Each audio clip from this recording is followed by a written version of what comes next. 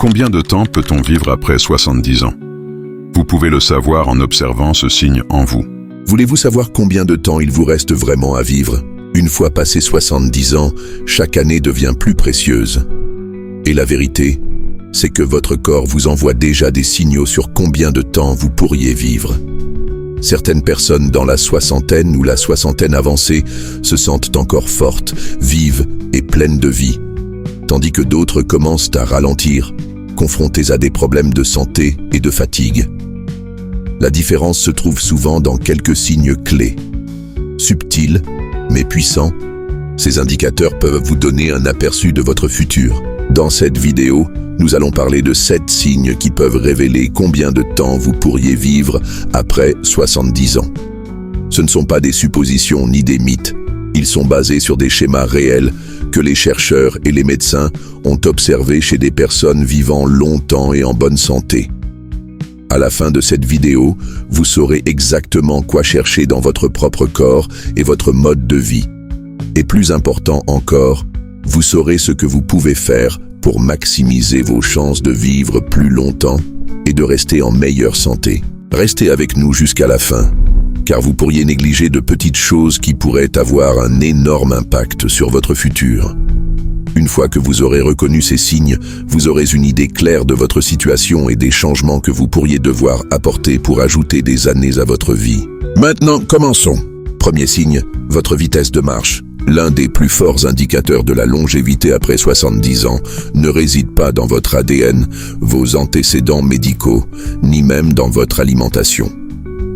Il se trouve dans quelque chose de bien plus simple, votre vitesse de marche. Les études ont montré que les personnes qui maintiennent un rythme de marche constant et rapide dans la soixantaine et au-delà tendent à vivre plus longtemps que celles qui ralentissent considérablement. Cela s'explique par le fait que la vitesse de marche est directement liée à la santé globale, à la force musculaire, à la fonction cardiovasculaire et même à la santé du cerveau. Imaginez 2 personnes, Joe et Frank, toutes 2 âgées de 75 ans. Joe marche chaque matin, garde un rythme constant et n'a aucune difficulté à traverser la rue ou monter les escaliers. Ses mouvements sont fluides, équilibrés et confiants. Frank, en revanche, était autrefois actif, mais il a considérablement ralenti ces dernières années. Il a du mal à suivre les autres, fait fréquemment des pauses et se sent parfois instable sur ses pieds. Alors que le rythme de Joe suggère que son corps fonctionne encore bien, la diminution de la vitesse de Frank pourrait être un signe d'alerte, indiquant que sa santé se dégrade. Une marche lente et instable n'est pas seulement le signe du vieillissement, elle peut signaler des problèmes sous-jacents comme une faiblesse musculaire, une mauvaise circulation ou même un déclin neurologique précoce. Vos jambes sont votre fondation et lorsqu'elles commencent à faiblir, votre résilience globale diminue. La bonne nouvelle, c'est que la vitesse de marche est quelque chose que vous pouvez améliorer. Plus vous marchez, plus vous restez fort. Si vous remarquez que vous ralentissez, ne l'ignorez pas. Commencez à faire des efforts pour renforcer vos muscles, que ce soit en faisant plus de marches, en utilisant des poids légers ou en faisant des exercices simples pour les jambes. Car, en fin de compte, la vitesse à laquelle vous traversez la vie peut littéralement vous en dire beaucoup sur le temps que vous passerez encore à vous déplacer. Alors, prêtez attention à votre rythme. C'est peut-être le moyen le plus simple de vérifier votre longévité. Deuxième signe, la force de votre prise. Croyez-le ou non, la force de votre poignée de main pourrait en dire plus sur votre futur que vous ne le pensez. Les recherches ont montré que la force de la prise est l'un des indicateurs les plus clairs de la vitalité générale chez les adultes plus âgés. Une prise ferme et stable suggère des muscles forts, une bonne circulation sanguine et un système nerveux bien fonctionnant. En revanche, une prise faible ou déclinante peut être un signe avant-coureur de perte musculaire, de fragilité et même d'un risque accru de complications de santé. Prenez Robert, un homme de 78 ans qui a toujours été fier de sa poignée de main ferme.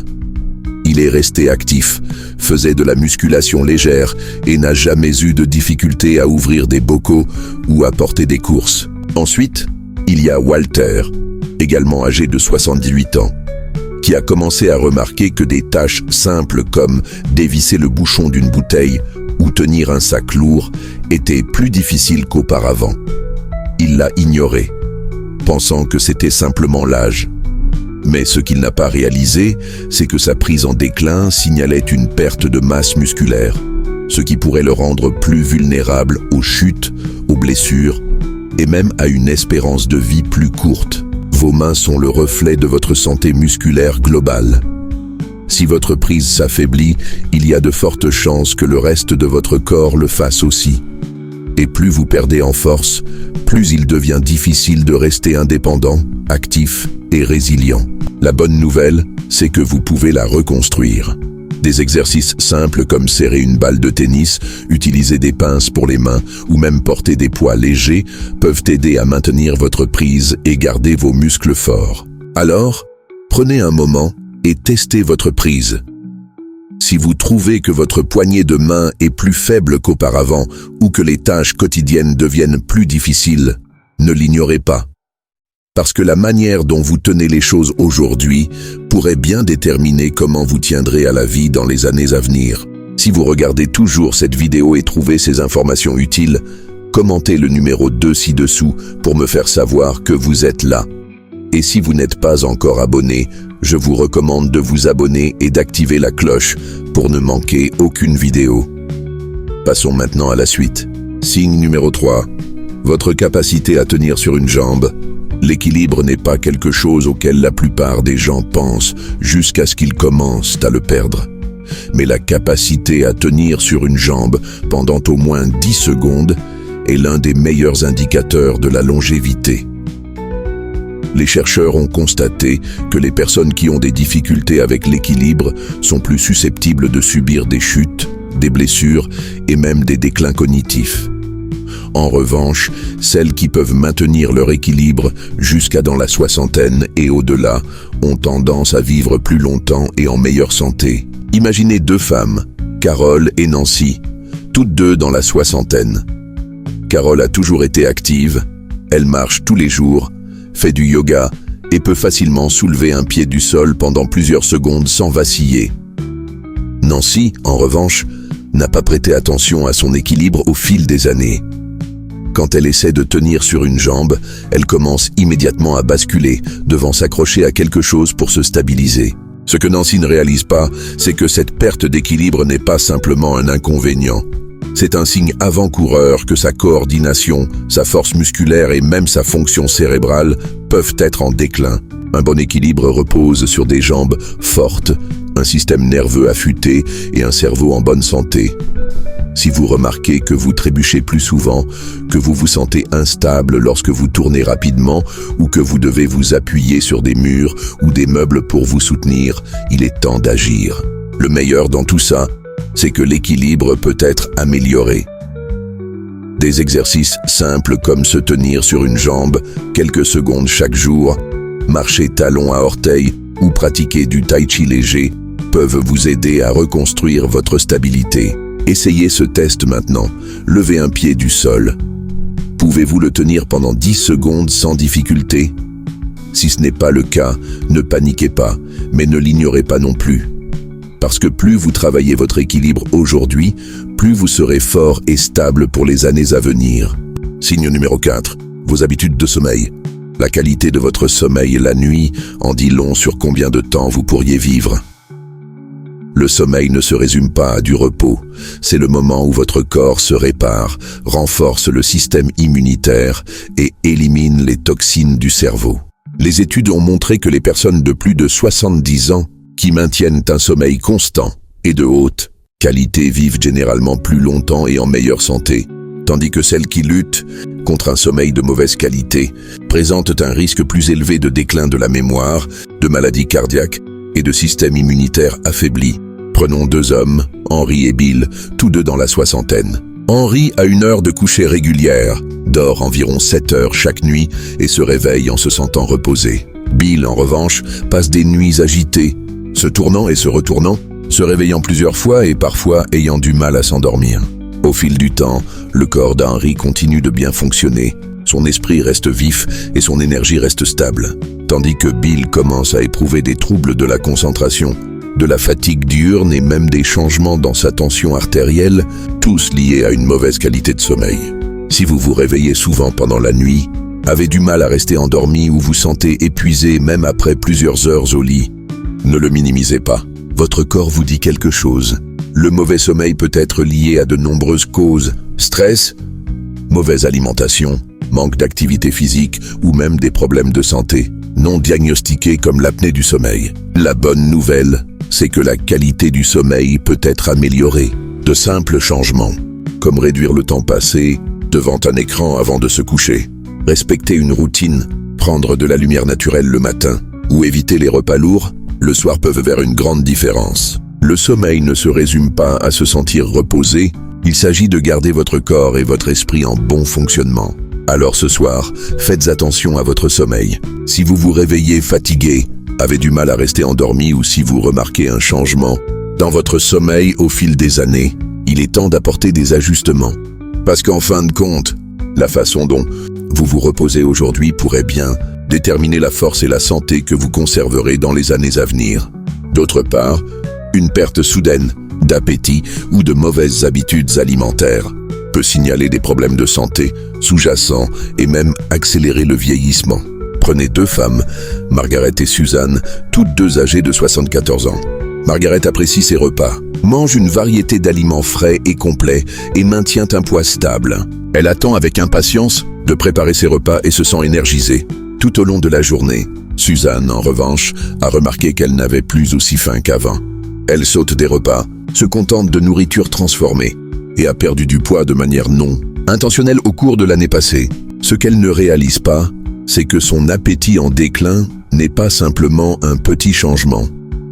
C'est un signe d'alerte indiquant que son corps ne pourrait pas absorber correctement les nutriments, ce qui pourrait affaiblir ses muscles, ralentir son métabolisme et même affecter son système immunitaire. Un appétit diminué chez les personnes âgées est souvent lié à des problèmes de santé sous-jacents, notamment des troubles digestifs, des changements hormonaux ou même les premiers signes d'un déclin cognitif.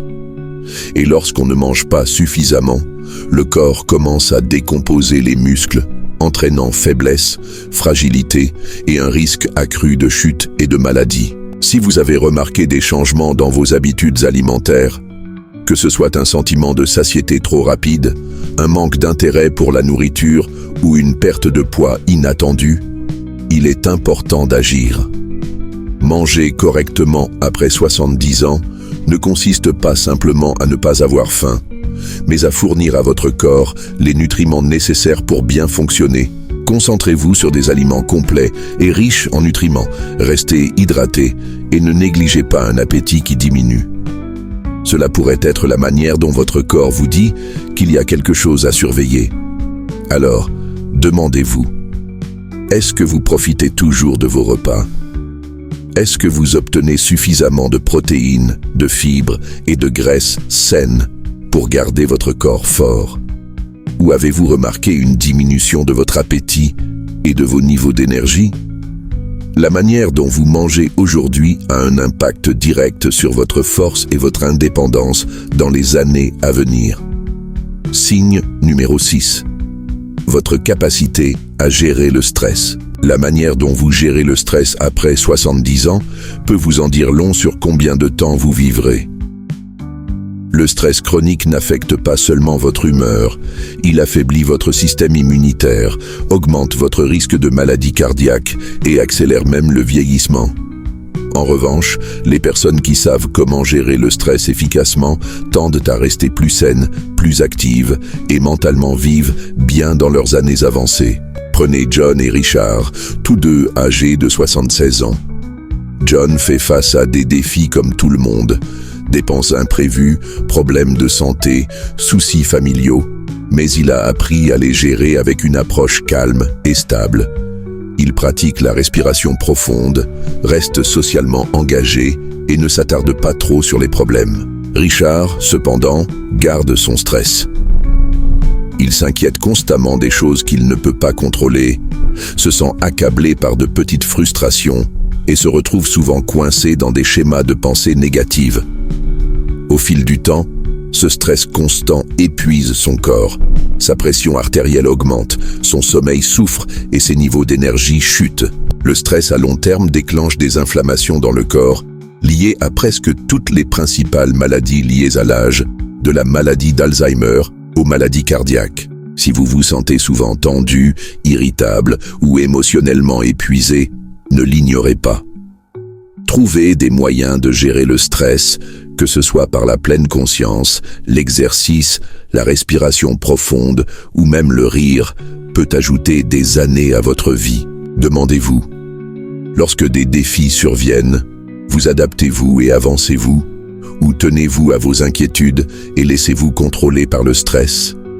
Votre capacité à rester calme, à trouver des solutions et à vous concentrer sur ce que vous pouvez contrôler n'est pas seulement bonne pour votre esprit, c'est un facteur clé pour savoir combien de temps et comment vous vivrez. Signe numéro 7, vos connexions sociales. La solidité de vos relations peut être l'un des indicateurs les plus clairs de combien de temps vous pourriez vivre après 70 ans. Les études ont constamment montré que les personnes ayant des liens sociaux solides, que ce soit à travers des amitiés, la famille ou l'implication communautaire, vivent généralement plus longtemps et en meilleure santé. La solitude, en revanche, est liée à un risque accru de maladies cardiaques, de dépression, de déclin cognitif et même de mortalité précoce. Prenez 2 femmes, Elanar et Barbara, toutes 2 âgées de 78 ans. Elanar a une vie sociale active, elle reste en contact avec de vieux amis, participe à un club de lecture local et aime passer du temps avec sa famille. Elle attend avec impatience ses conversations, rit souvent et ressent un véritable sentiment de connexion avec les personnes qui l'entourent. Barbara, cependant, passe la plupart de son temps seule. Elle a perdu le contact avec de nombreux amis au fil des années et bien qu'elle ait de la famille, elle les contacte rarement. Au fur et à mesure des mois, elle commence à se sentir isolée, son humeur décline et sa santé générale commence à souffrir. La connexion humaine va au-delà du soutien émotionnel. Elle joue un rôle direct dans la santé physique. Lorsque vous interagissez avec d'autres, votre cerveau reste actif.